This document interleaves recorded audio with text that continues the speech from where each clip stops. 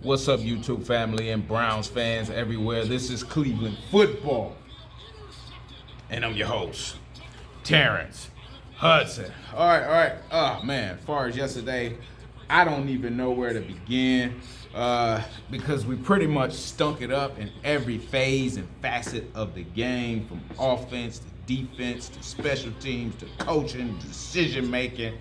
Like, it just stunk. Like, ooh, what's that? Like, it just stunk. I mean, all right, let's start with the defense. Okay. We made a third string quarterback, which really this guy is good.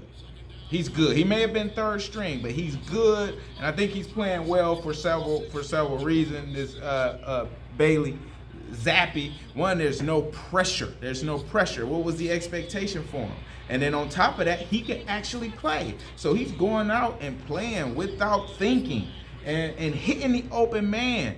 Okay, the boy can play. All right, but we made it so easy for him. I'm talking about wide open reads. He made some throws, the one catch on the sideline where the guy had to go up and jump over the defender and make a play. That's just a guy making a play. But for the most part, he was throwing to guys that were wide open. And he was seeing it and he was hitting it on time every time. Just guys just running free. Like, what are we doing?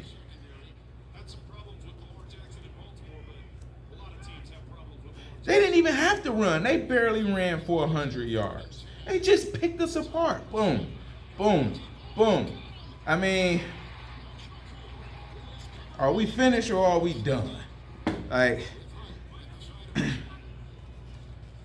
once again, our leading tackler, the cornerback, the kid, Martin Emerson. This is Ward's backup.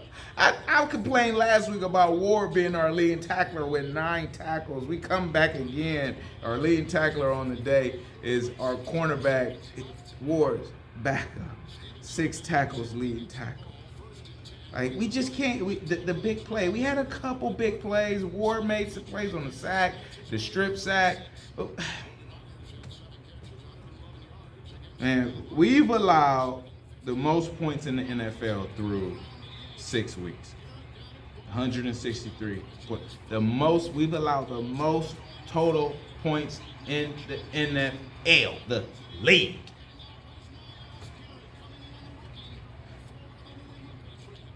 It's not winning. That's not winning football. And you're going to have to take a look. Is it the personnel or is it the scheme? Okay, if it's the personnel, then you got to devise some sort of scheme to make up for what you lack in personnel. Otherwise, you got to make some changes. Okay, and it's too bad that some of these changes is too late.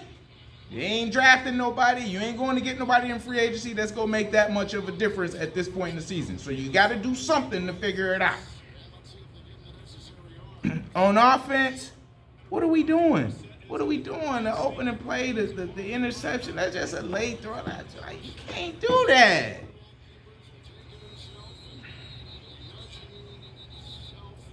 You can't do that. In offense, I gotta look at the decision making of Kevin Stefanski. I don't know what's going on. What happened to the Kevin Stefanski? Not even last year, but the year before. Like, there's something. Like, what happened to him?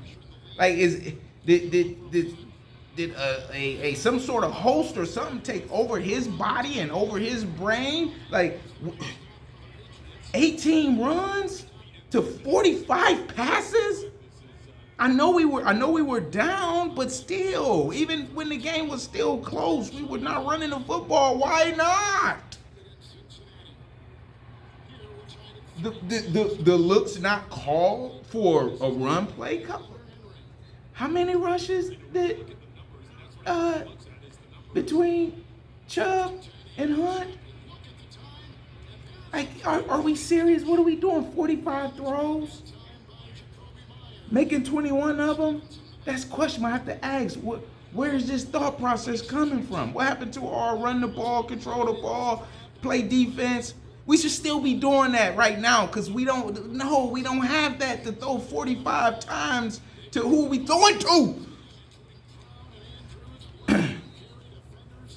Not kicking the field goal and taking the lead. Okay, it's 4th and 1. The analytics say go for one. So forget what the analytics say. We're a team that needs to score the football. Kick the football, take the 6-3 lead. Where's the decision making coming from? And then I have to look at the end of the game when we can make a kick and make it a 1-possession game, extend the game, then if we get it back, and then you go for 2 when you absolutely have to, and we go for 2 early and miss it. Like, why not just kick and make it a 1-possession game? It's blowing my mind. Like, sometimes you can outsmart yourself, and don't get me wrong. I think Kevin Stefanski, I think he knows football in and out, probably has forgotten more football than I will ever learn. But I have to ask, why are we making some of these decisions based on what we have? Sometimes you can outsmart yourself.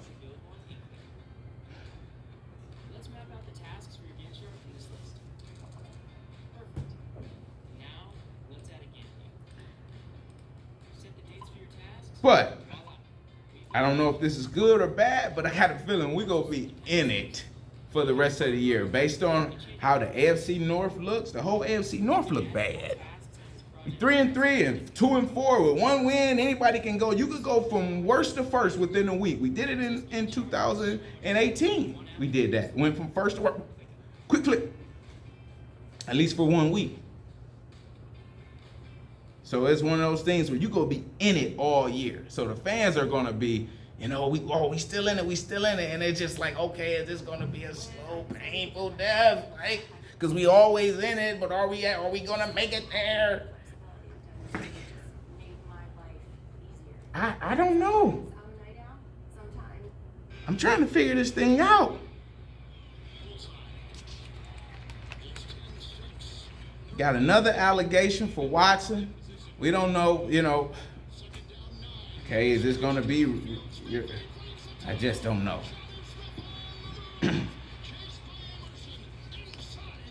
Like, is this something that's going to continue to happen? Look,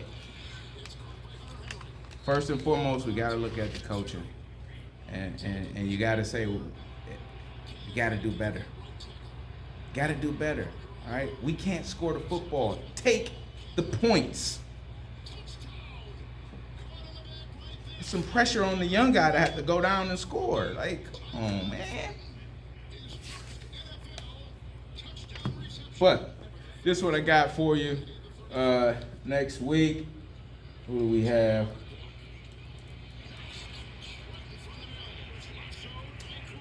Okay. Oh, the 23rd, the Ravens. All right, so we can go from worst to first. Like I tell you, we're still in it. We can go from first.